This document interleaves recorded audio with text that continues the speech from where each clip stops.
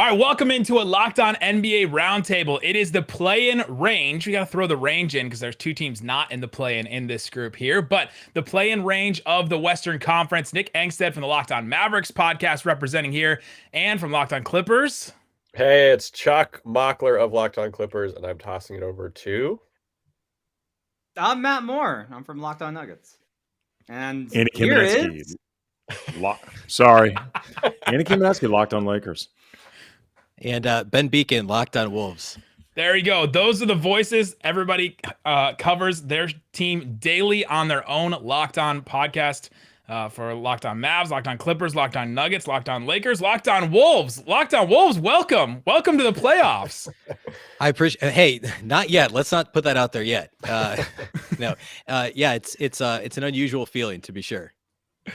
Welcome in. All right, let's start right away. Do any of the changes in the trade deadline, this is for anybody, do any of the changes at the trade deadline really affect the landscape of what your team was expecting to end the season or going into the postseason? Because there wasn't a ton of changes in the West. Did anything stick out to you guys? Well, until Norm Powell got hurt, I was very excited about the trade deadline. I think the Clippers made a bunch of moves for next season and the seasons after that. If you look at Norm Powell's contract, it lines up with kind of what Kawhi and PG are going to do timeline-wise. When he was playing for us this season, he showed that he can score. He can do all of the things basically that offensively the Clippers needed when Kawhi and PG do take time off, which is going to continue to happen for their tenure with the Clippers. But now that he has a foot issue, I don't think the moves change a whole lot. Robert Covington's been fantastic. He's a great piece to kind of add to our wing stop strategy that we have going on. But, other than that, I think it's just moves for the next year. Speaking of moves for the next year, the Mavericks traded Kristaps Porzingis over to the Washington Wizards and got Spencer Dinwiddie and Davis Bertans. This was a move for flexibility, right? If you've listened to us at all on Locked On Mavs, this is a move about taking one contract and turning it into two contracts, and none of them are good. The contracts, at least, for any of those guys involved. But at least they split it into two. They also get the secondary ball handler, or at least another ball handler that they've wanted. They get to move forward. Kristaps Porzingis had become a process-stopping player for the Mavericks. They were all these different players. I mean, how many times over the course of Locked On Mavs history with Porzingis have we said, well, you can't go after that free agent, or you can't go after this guy in a trade because they can't play with Porzingis. They can't make it work with Porzingis. It just wouldn't fit with Porzingis. It just wouldn't fit, what if he needs to get his touches. There's all these different things, and so now the Mavs are moving past that. They maybe take a little step backwards this year and take another step forward. My co-host Isaac disagrees about the step backwards this year, but we'll see what Spencer Dinwiddie and Bertans can actually bring. And the Mavs are looking towards next season. Does anybody else feel like any moves made any changes in the West for us? I mean, I think for the Nuggets in particular. By the way, funny story on the Porzingis trade. Dallas spent most of the early part of the week offering THJ to all the teams that they were involved in for Porzingis, and then came back on Thursday morning and were like, "Hey, so we said THJ? Like theoretically, if it wasn't THJ, if it was, I don't know, Kristaps Porzingis, what would you say?" Similar players. That was the impression from multiple sources. For the Nuggets, honestly, it was a matter of watching what everyone else did in this group, I think in particular, because, they're chasing the Mavericks, and theoretically, like you said, the Mavericks take a step back, but they just keep winning because Luke is on one of those tears that he goes on. The Clippers obviously get a lot better with their trade deadline move, but there's still kind of the question of, are they going to be able to have Kawhi and PG back this season or not, with the implication that Ty Lue's made kind of suggested that they're not. And then you got the Lakers. That's a thing. And then with the Wolves, them not trading D'Angelo Russell or making any sort of like big addition, I think that's also, a win for the Nuggets. The Nuggets are just hoping basically to get through the deadline and not get lapped because they had nothing they were able to trade for. No, the trade deadline basically just pissed off the Lakers or LeBron specifically. It created tension that is currently being dealt with right now, but fundamentally, no, it did not change the team at all. Not due to the trade deadline, but just an unfortunate coincidence. Anthony Davis is out 4 weeks, which had been decided after the deadline because of that foot sprain. So just, things keep moving along nicely over in LA. Yeah, and for the Timberwolves, I mean, this is the best place the team has been from a chemistry standpoint, a roster standpoint, in a decade and a half at least. And so it was, why rock the boat? They got the nice Patrick Beverley extension added a year on, which was the move when they knew they weren't. The only way he was going to get traded is if he was part of a much larger deal for a bigger name guy. The the guys that didn't get traded or like were injured, like a Miles Turner, or the guys that did, like a Ben Simmons, if those things weren't going to happen, Beverly wasn't going anywhere. And now they know he's around for another year. And I think most Wolves fans are pretty happy with that outcome. Let's go back to that Porzingis trade because it was probably the biggest move. Sorry, Chuck, for all your Norm Powell love over there, but it was the biggest move that was made in this group, at least. Matt, do we think that it changed the Mavericks, what they can do this season? As looking at it from the Nuggets perspective, were you more excited about the Nuggets' chances to catch the Mavs or to move past them in the standings when you saw that they actually made that trade? I mean, I think I'm still kind of expecting a little bit of a tail off. I mean, the Mavericks all season long have been kind of perplexing. This is a team that's been garbage defensively for 3 years, and all of a sudden this turned into a top 10 defense. Props to Jason Kidd, I guess. 5. And then excuse me. And then, Porzingis, I think, wasn't necessarily the scariest player. I think the long-term future for the Nuggets, they have to be worried about it. Like that, I think, is the key. Is if the Mavericks are able to then reposition and get somebody better to play next to Luka, I think that actually makes them scarier long-term. I think in the short term, it probably helps, but the Nuggets are going to have to start fixing their own problems internally in terms of the bench and getting Jamal Murray back and maybe MPJ. Like they have all these things I think that they're looking at. I think with the Mavericks, it should make them worse. It's just going to be interesting to see whether or not it does, because the early returns have not indicated such. Chuck, you saw both versions of Porzingis in the last two playoff series that the Mavs and Clippers faced off. The first year, he was looking pretty scary, right? He had a 30-point game, he had a 20-point game. Mm-hmm. And then the second year, he was stuck in the corner for different reasons. What do you think about the Mavs' chances this year? I mean, the Mavs and Clippers are kind of destined to just meet and have brutal playoff matchups, it feels like, for the next couple of years. Thankfully, the Clippers have come out on top recently, but I think it moves. I think Bertans is going to remember how to shoot a basketball. I think his drop-off is one that was so steep that it almost feels like it's anomaly status. And I think Dinwiddie, he's got something to talk crypto with Mark Cuban, so that'll be a good time. He'll be in a good headspace there for that. But I think a lot of it just hinges on Kidd. I didn't think Jason Kidd would be coaching this well for you guys. I think a lot of Mavs fans probably shared that sentiment. So it's really just what he can get out of it, and if he can deal with this change and things like that. Andy, you've mentioned a couple times in your show that the Lakers wanted Jason Kidd as the head coach. Are you surprised about how well Jason Kidd has coached in Dallas? Yeah, actually I am, because I hadn't been necessarily that impressed with him in Milwaukee beyond developing Giannis. I think he deserves some credit for like sort of the early foundation with Giannis, but I think it's also been pretty obvious that the guy was talented enough that he was going to flourish. I think really no matter who coached him, which again isn't to take away from Kidd. It just means that it doesn't necessarily speak to his strengths as a coach. And then he was more remembered for his antics in Brooklyn than anything he actually did with a whiteboard. And the Lakers very clearly wanted him as their head coach, but they didn't like the optics of it with kids, stuff off the court, personal issues and stuff like that. And they basically tried to sneak him through the back door by requiring him to be on the staff of whoever they hired. And then in the case of Frank Vogel, I think the expectation was, if Vogel struggled or Kidd just manipulated his way to the front of the line, he'd eventually be the coach. But credit where credit's due. It didn't look like it was going to be that good of a match in the beginning, but clearly something is working. So good for him. And we've heard none of that manipulation type stuff with the Mavericks either, right? It's been this is one of our favorite drops. This is a positive world. Jason Kidd, it's positive. Everything's that is so creepy. Everything's chilling. Really everything's chilling. Positive. Sounds like a serial killer reassuring or like a his cult victim. leader. Yeah, like this is a positive world. Oh man, he's rubbing someone's shoulders as he's saying that. He's doing the Biden like lean in and sniff.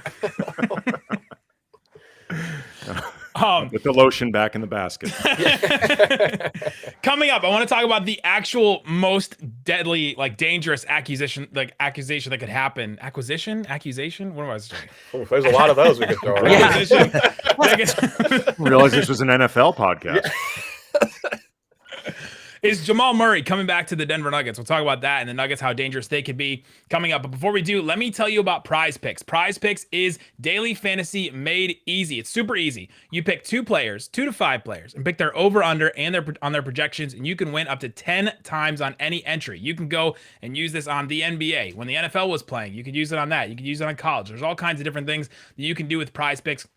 They offer you any prop you can think of, from points scored, rebounds, steals, all kinds of things. And you can do mix and match all kinds of different players, not just the starters, but the bench players as well. PrizePicks doesn't just offer NBA. They have college football, NFL, MLB, soccer. MLB, do they even play games anymore? I mean, maybe when they do, you can get it on PrizePicks. For a limited time, PrizePicks is an exclusive no-brainer of an offer for all of our users. Users get $50 for free if a player in your first PrizePicks entry scores a single point, but you must use the code NBA. This is an exclusive offer available to us and you guys, the Locked On fans. Sign up today and use the code NBA to get $50 free if a player in your first PrizePicks entry scores a single point.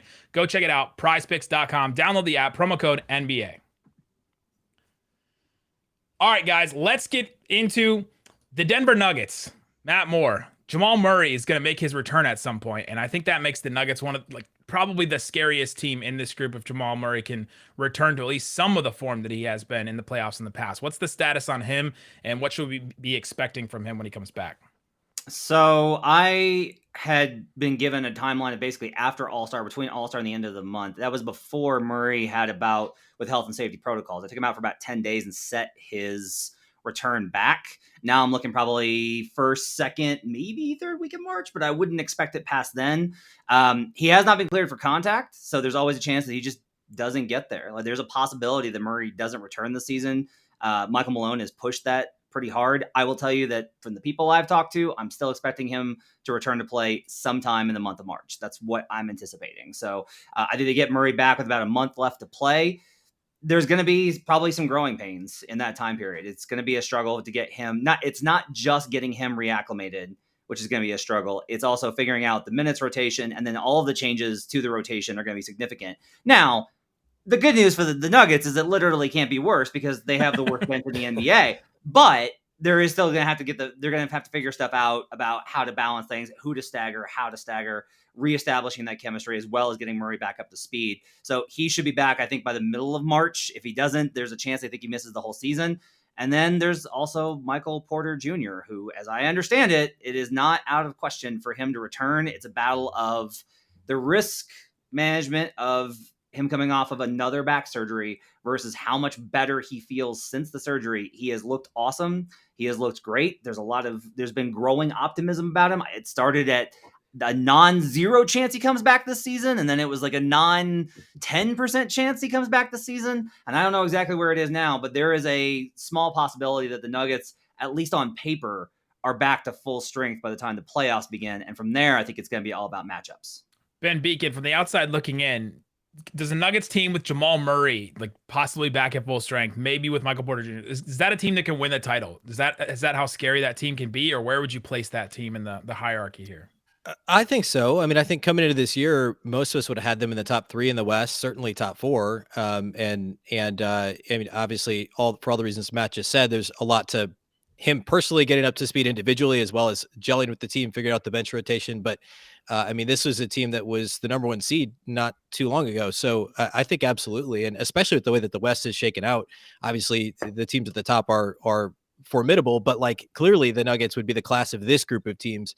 And from a Timberwolves perspective, the Timberwolves have struggled with the Nuggets quite a bit over the past few years. I think they lost, I forget how many in a row exactly, but it was double digits games in a row, basically since game 82.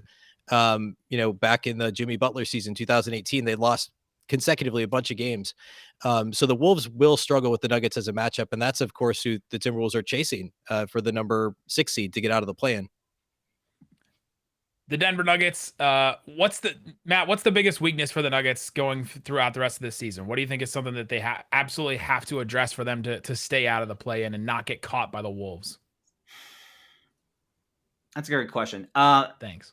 Their balance of schedule is interesting. They have the 23rd toughest remaining strength of schedule by opponent record. They are one of the easiest schedules in the league based off of rest as well, over a positive residual. So the schedule is manageable. I think probably the key for them is their defense has looked absolutely atrocious at times. Their starters are really burned out. Jokic is burned out. Will Barton's burned out. Aaron Gordon's burned out. Those guys have had to play heavy minutes because of how short the rotation has been without those guys. I think there's a real fatigue factor that can kick in here, especially with them knowing the playoffs are a month away and being like, we made it. Well, not really. You still have to be able to close this out and be able to gain some ground. So I think that's honestly the biggest battle that they're going to have. They haven't had a good record versus any of the their record versus teams over 500 is poor. So they're going to need to get more of those wins. The win versus the Warriors was obviously, I think, a step in the right direction. But I think ultimately it's going to be, can they reintegrate these guys and still be able to keep rhythm? Can you do all this within a month? That's a lot to ask of a team, especially given the length of absences of the guys that they're getting back, as well as all the fatigue factored in. This is going to be a bit of a juggling act, I think, for the Nuggets the rest of the way. Don't all of our teams have a win against the Warriors? It just felt really, really good. I think all of our teams have had, maybe not the Clippers. No, for the no Steph Curry, but we'll take it. Lakers haven't had one either. Okay, Warriors, Mavs, and Nuggets. Then I don't remember off the top of my head, but I know about a week or so ago we did play the Warriors very well. We actually got a dub. The mighty have fallen. I just don't remember the schedule off the top of my head. To be fair, like they may actually have this win, and I don't. I'm going to look it up. Just we got one over the Warriors during a hellish back-to-back that was Warriors Suns, and we got the first one against the Warriors, and then promptly lost to the Suns the next day. So we'll take it. They're that team that is now like if you beat them, you feel really good about yourselves, and they're pretty beatable sometimes. Some nights. Moving on to the Minnesota Timberwolves. Wow. Welcome to this group. Welcome to the postseason. What's the biggest reason why the Wolves are over 500 for the second time since 2005? Well, the crazy thing is that the roster is basically the same. 10 of the top 12 guys are the same players. The biggest thing is the personnel that they have currently has just played better. And I know that seems crazy, but Karl-Anthony Towns has been mostly himself on offense, but he's been useful defensively. He's been much better defensively. And I think the coaching is certainly better. Chris Finch is an obvious upgrade in the coaching department, and that's huge. And then the leadership, which is Chris Finch, but also adding Patrick Beverley. Even though 10 of the 12 guys are the same, we're talking about Patrick Beverley and Taurean Prince, who are two well-respected veterans that I think have really helped kind of stabilize the locker room. So really individual growth. And I know it feels like a cop-out, but health really matters. And this team, last year, D'Angelo Russell and Karl-Anthony Towns played less than 20 games together, both healthy. They were over 500 in those games. And so there was certainly some signs, especially late in the year after Chris Finch took over, that the Timberwolves were improving as a whole and that Finch knew what he was doing and that Towns was growing and D'Angelo Russell actually meshed well with him. And if they could play better defensively, then they could be, they could be a playoff team. And the weird thing is that it started this year with the defense being really good. It was a top 10 defense until really a couple weeks ago. And the concern is the bottom has started to fall out a little bit defensively. The Timberwolves play a weird brand of defense where they're completely reliant on generating turnovers, which in turn helps their offense in the secondary break. And they get a lot of easy baskets that way. So against teams that are really under control and kind of play their own game and are well coached and control the ball well and don't make big mistakes or a lot of mistakes, I should say.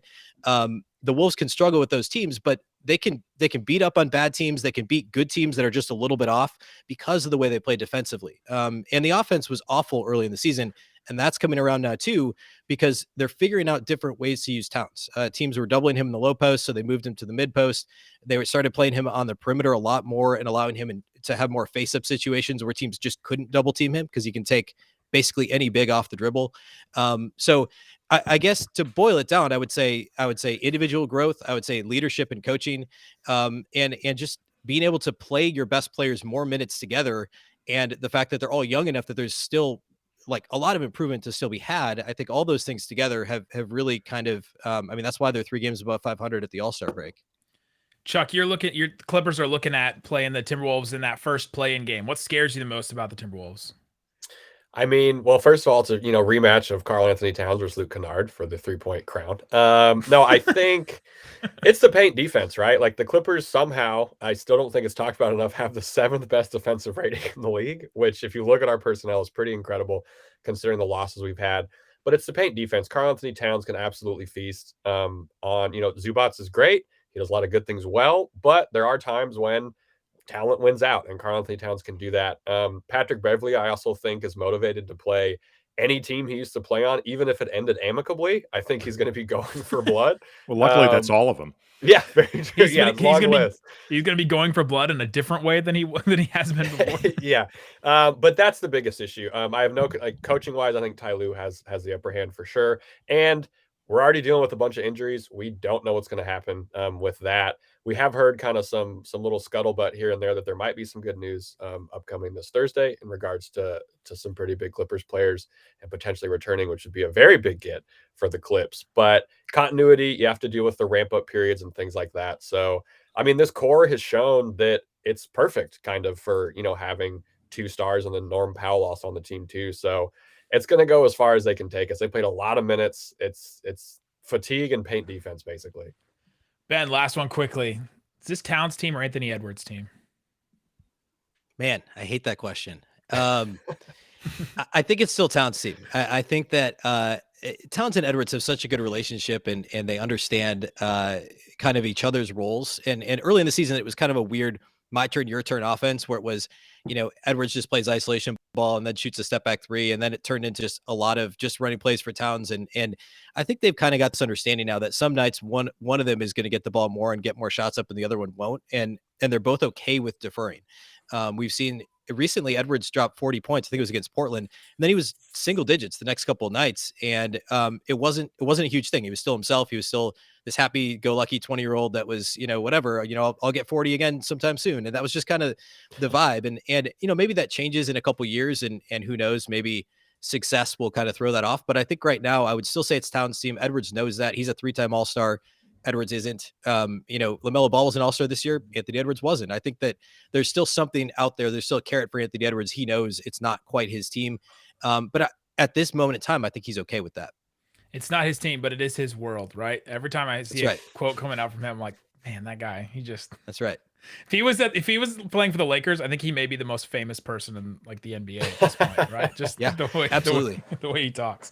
All right, coming up, we're gonna get into the LA teams that somehow are on the backside of this play-in tournament. We'll talk about those teams, but before we do, let me tell you about BetOnline.net. Football is over, but basketball is in full steam for pro and college hoops. Go check out everything that BetOnline has to offer right now. They have championship odds for the NBA. The team with the best championship odds right now in this group are the Denver Nuggets, plus 2,800. The Mavericks, plus 4,000. Actually, the Lakers, plus 3,300. The Lakers have better odds than the Mavericks to win the title right now, which is interesting. Clippers, plus 100,000. So, okay, Matt, 10,000. Matt, you're the betting expert here. So if I put down $100 and the Clippers win, I can win $10,000. Yes. You won't, but you could. Yeah. If I put $10 down, I could win $1,000, right? And just start putting $10. Just might as well just throw it out there. So go check it out on BetOnline. They have you can use the website, use the mobile device, learn about all the trends in action. BetOnline, it's where the game starts. All right, guys, moving on to the next team in the standings here, the Los Angeles Clippers. Moving on to their own arena. Moving on to bigger and better things with the Clippers. Theoretically, yes. What should we expect out of this Clippers team with all the injuries? Paul George, Kawhi Leonard. It feels like every other week there's this rumor. Chris Haynes will be like, Kawhi Leonard is like ramping up, and you're like, I don't know. Explosive box jumps have been the hot term used for Kawhi lately, which has been infuriating. No, what I mean, so PG gets an MRI on the 24th, and if everything's clear there's going to be a ramp up period. And he might play in early March, which would be great. Kawhi, absolutely nobody knows. There has been some stuff we've heard where maybe there's some good news coming. But, other than, I think the overall goal basically is to just keep the intensity up. They had the comeback against the Wizards. They've had multiple comebacks this year. Keep the intensity up and just try and ruin someone's day in the playoffs. Like we know what this core is. We know that they're a very good team of supporting cast. That's great. Reggie Jackson and Marcus Morris are not supposed to be your first and second or even third or fourth options. And they've had to have higher usage this year. And we kind of had a weird divorce with Serge. We saw the rise of Isaiah Hartenstein as the second center. So it's really just getting these reps in for these guys and figuring out how much money you want to finally pay Amir Coffey to be an actual member of the Clippers instead of a two-way guy, which is weird because he's been on this team as longer than anyone else other than like Zoo, and he's been a two-way guy the whole time. So it's about making noise and just, not losing the intensity.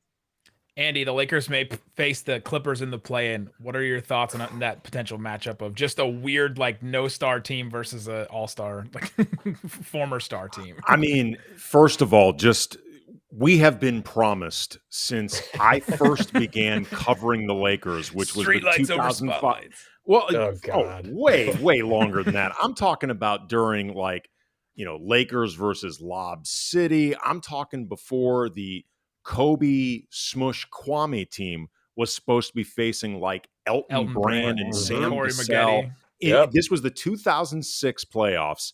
The Lakers had a 3-1 lead over the Suns, which was in and of itself inexplicable because that Suns team was way better than those Lakers teams. Basically, just Kobe was doing everything.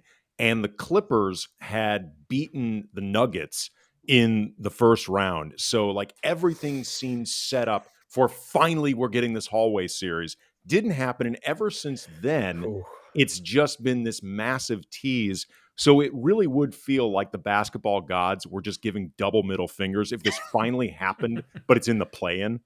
Like, Yeah. just so anticlimactic. I mean, as far as who'd win right now, I mean, the Lakers theoretically, as is with both of these teams, they have the best player with LeBron. There's no question. But the team that is operating and functioning the best is the Clippers. And that's not even close. Turns out it's a team game. I mean, look, you're asking me these questions about the play-in, Nick. I don't even know if we're going to get to April without LeBron murdering Rob Pelinka. So, I don't want to look too far ahead. Is there any idea that LeBron shuts it down for the season? Do you think that's a possibility?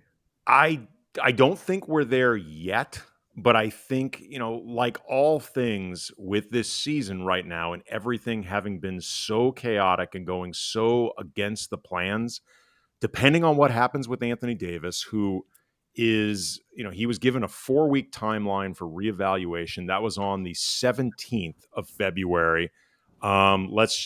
His track record is not that of quick recoveries, but let's just be ambitious and say he's back on the court in 5 weeks.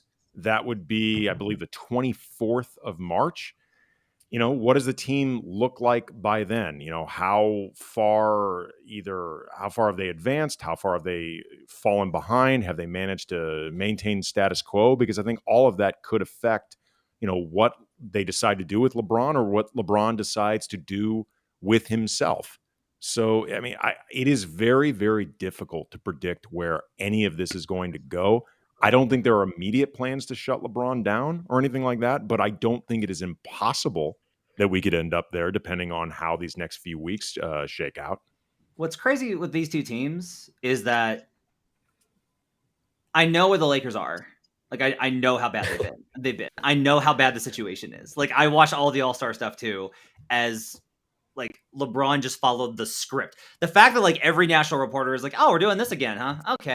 Like, that's concerning. But at the same time, if the Clippers get back Kawhi and PG, I do not think it's insane that they can win the title. That's how good this team has been. Like, they have the infrastructure there, and those guys fit pretty seamlessly into it. PG was amazing before he went out. And with the Lakers, I know this seems like even more of a stretch, which is crazy because on and Anthony Davis, but I also look at it and go like, look, if they get the 7th seed and the Warriors hold on to the 2, and the Lakers get out of the play-in and they get the 7th spot, that's that Warriors team that they're better this year, no question. They're much better than last year. But they're better because of guys like Otto Porter and Bielitsa and those type of dudes, where this is still Anthony Davis and LeBron James versus a pretty small Warriors team that has had trouble with them. Like those have been competitive games. Like there was like that Saturday night game a couple weeks ago. And then in the second round, it would be a Grizzlies team who is basically just like, wow, this is so cool. We're like a real team now. Who also are really terrible in the half court. Like, I don't think either of the LA teams are dead in the water for the title. Wow. Yeah, you mentioned, kind of the Warriors. I would love a Warriors matchup for the Clippers if they made it out. I would even, now that Chris Paul, we don't know what's going on with that, I wouldn't mind a Suns matchup with them, either. Really well I do not want to play the Grizzlies in the first round of these playoffs because I think the first round Memphis Grizzlies are going to really wow people. And then I think when it gets to the second round, it gets a little different looking for that team. But yeah, thank you for the kind words. We need those right now, Matt. we've done sort of the Lakers, why are they here sort of thing. And we've talked about what hope. But Andy, do you want to How give? much time do you have, Nick? I was gonna say, Andy, do you want to try We got a half hour left on the. You want to try to just like bullet point list the reasons why the Lakers are here? I mean, look, everybody knows the issues with roster construction and stuff like that. And, just sort of the different steps along the way that have not worked out that have led to this point. If I had to narrow it down, though, to one thing in terms of what I assume is the tension that you're referencing that's growing very public, passive-aggressive stuff with LeBron, basically praising every GM in all of sports that isn't his own. I think it was when Rob Pelinka, after the deadline, said that LeBron and Anthony Davis were in alignment with not making moves at the deadline.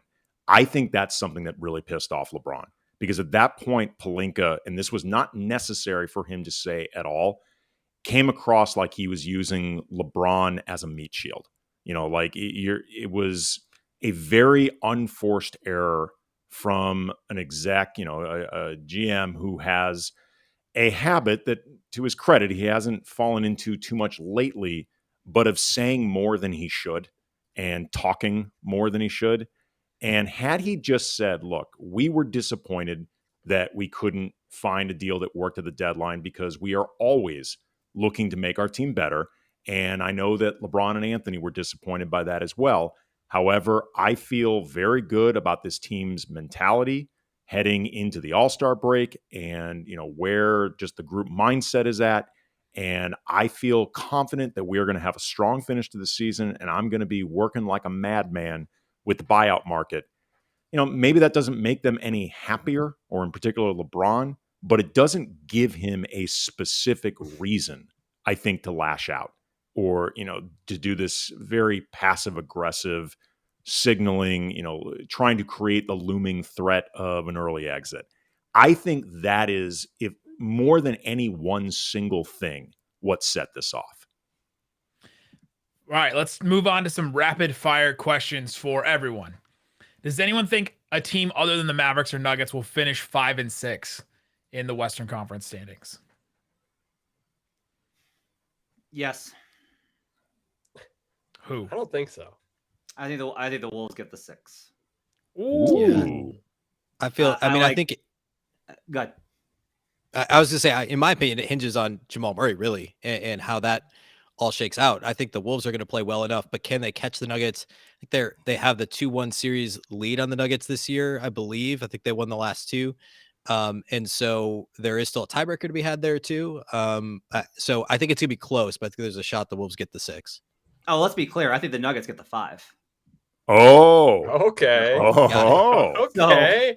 Look, and this is what I got back to, right? Is like logically, if you look at this, the Mavericks just traded one really questionable player who constantly fought with the star for 2 different contracts for a guy who the entire locker room hated, and Davis Bertans, a pure shooter who right now cannot shoot. Like, on paper, the Mavericks fall down. Now, again, as I said earlier, it may not happen. So this is the weird where I'm forced to be like, what's more likely to happen? Like, what all of the factors in team basketball says, or just like Luka's like, nope. And that's like really the battle here is like, it's chemistry and tactics and scheme and personnel versus Luka Doncic is amazing. And that's like really the battle. But if you look at the Wolves, I'll say this about the Wolves. You look at that Wolves record when Cat, Towns, and Russell play together, like not Cat Towns, Cat, Edwards, and Russell play together, like they're phenomenal. Like they are phenomenal when those three, the record for those 3 guys is terrific. I think their defense probably picks back up. I think the Wolves have a genuine shot at getting out of the play-in.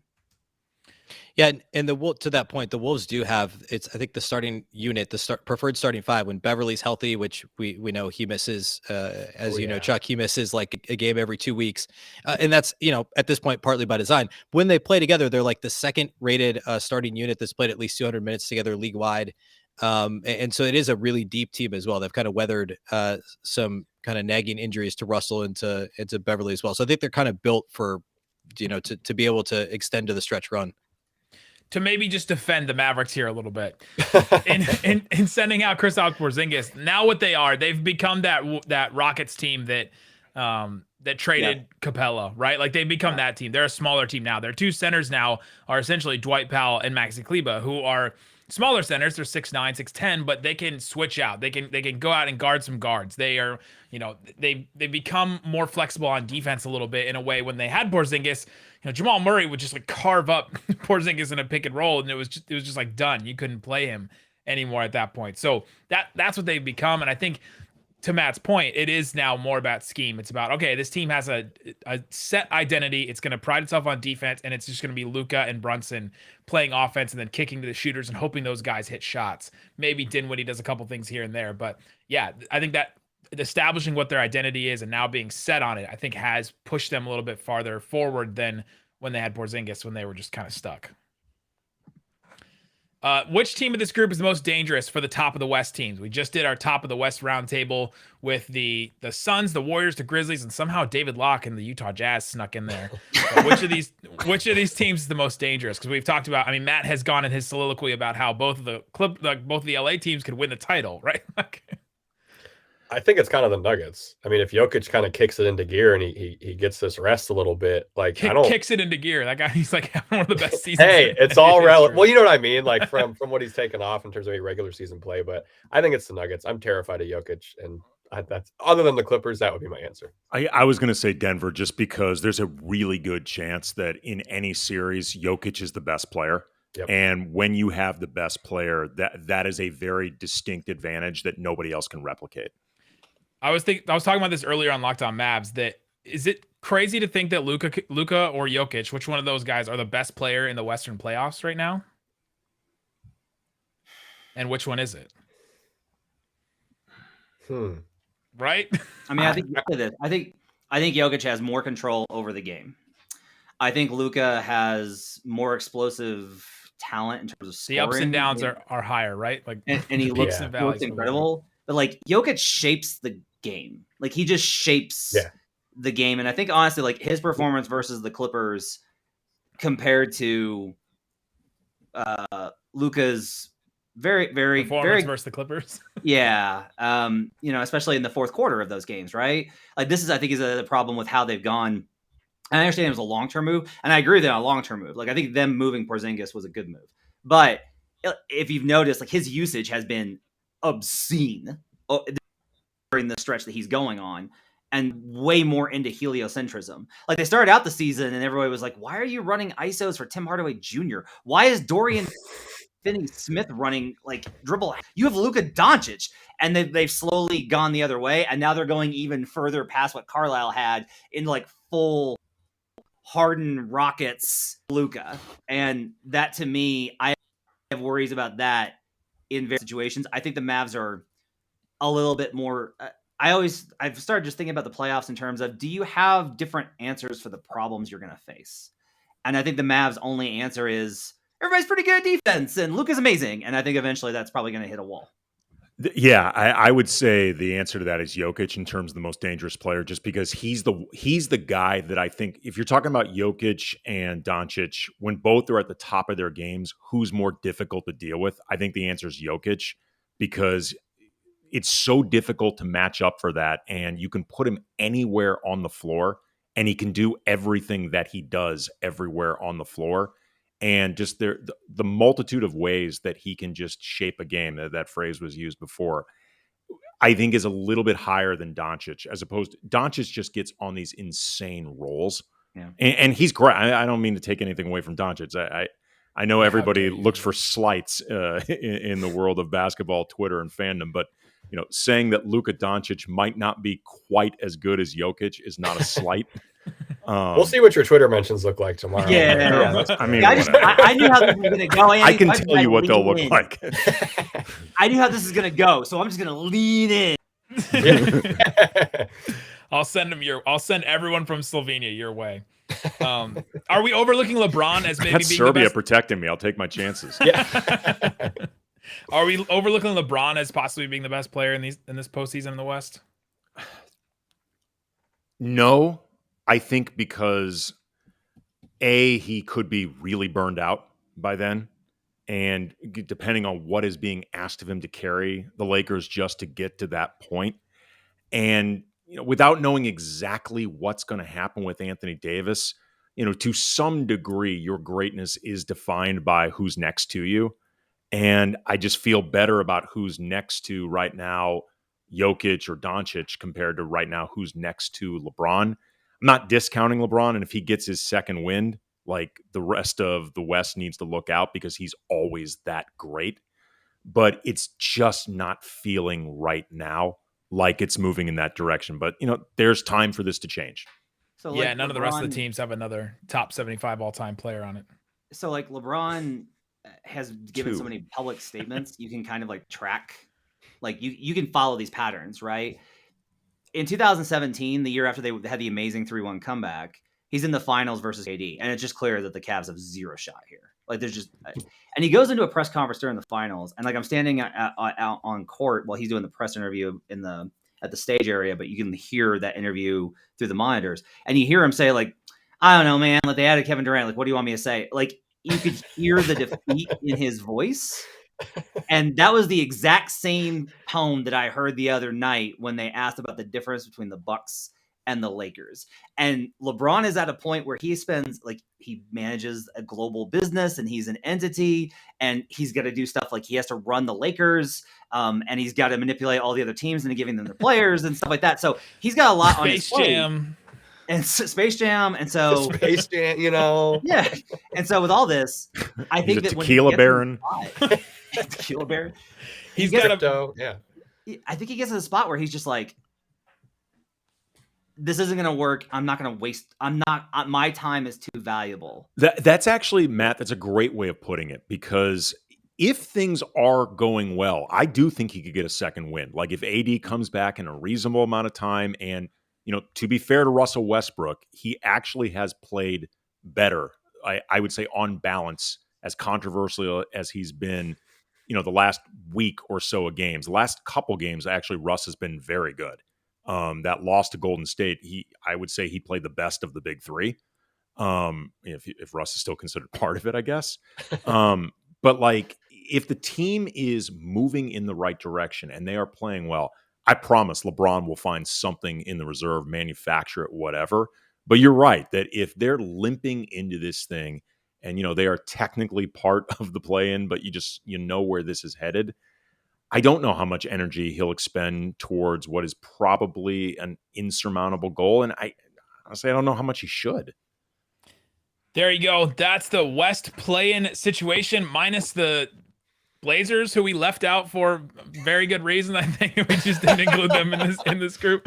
But there you go. If you're listening on Locked On NBA, you can subscribe and listen to any of our individual shows. I'll put a link in the description. If you're listening on any of the other feeds, go check out the Locked On NBA show. Every single day we have a show for you covering the NBA with myself, Matt Moore, sometimes Andy, sometimes others. Guys, go check that out. Thanks so much for listening to this Roundtable edition of Locked On NBA.